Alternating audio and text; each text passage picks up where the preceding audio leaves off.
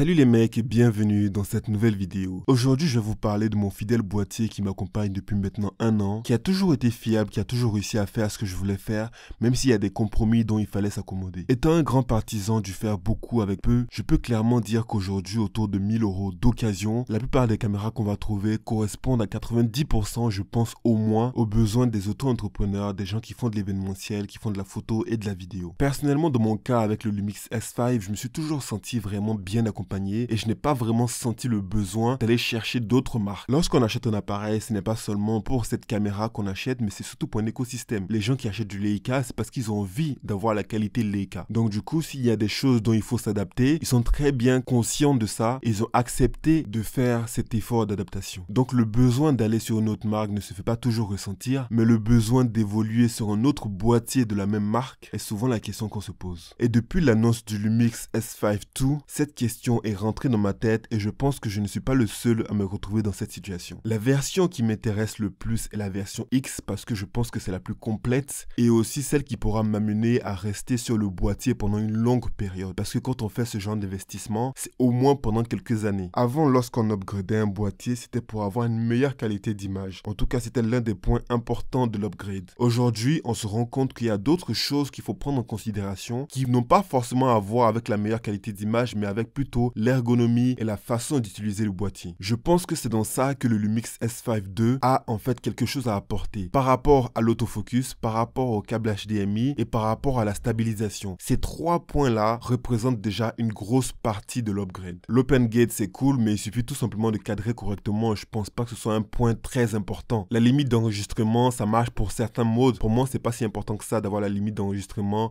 en 10 bits qui passe les 30 minutes. Donc, quelle est la meilleure solution? Prenez un boîtier qui va permettre une meilleure utilisation ou simplement rester avec ce qu'on a parce qu'on arrive très bien à faire avec même s'il y a des compromis. Il faudrait savoir aussi que Panasonic a une technique bien rodée en ce qui concerne la sortie de ses boîtiers. Ils attendent toujours de les sortir en début d'année, comme ça tout le monde a envie de les acheter au prix fort, mais autour de décembre on se rend compte qu'il y a des réductions massives qui arrivent toujours, qui font que les boîtiers sont parfois à moitié prix, ce qui est assez déconcertant pour les gens qui achetaient plein pot. Ils jouent donc sur le besoin et il faut avouer que ça marche très bien parce que quand on analyse en fait, on se rend compte qu'on a plus à y gagner qu'à y perdre. Je pense que pour moi, le moment est venu de sauter le gap, de passer sur un nouveau boîtier et il y a un autre boîtier qui arrive potentiellement dans les prochains jours, dans les prochaines semaines, qui est le S1H2 qui pourrait être le meilleur boîtier pour les gens de la gamme Panasonic. Donc je vais laisser le temps s'écouler histoire de voir ce que ce nouveau boîtier sera capable d'apporter, histoire de ne pas faire d'erreur en achetant un et en se rendant compte que le nouveau est celui qui est le plus compatible avec mes besoins. Et dites-moi vous en commentaire pour ceux qui possèdent des boîtiers Lumix, spécialement le Lumix S5, est-ce que vous avez envie d'upgrade? Est-ce que vous avez envie de passer sur une autre marque? Parce que c'est aussi possible. Dites-moi en commentaire et moi je vous dis donc à la prochaine pour une autre vidéo. Salut!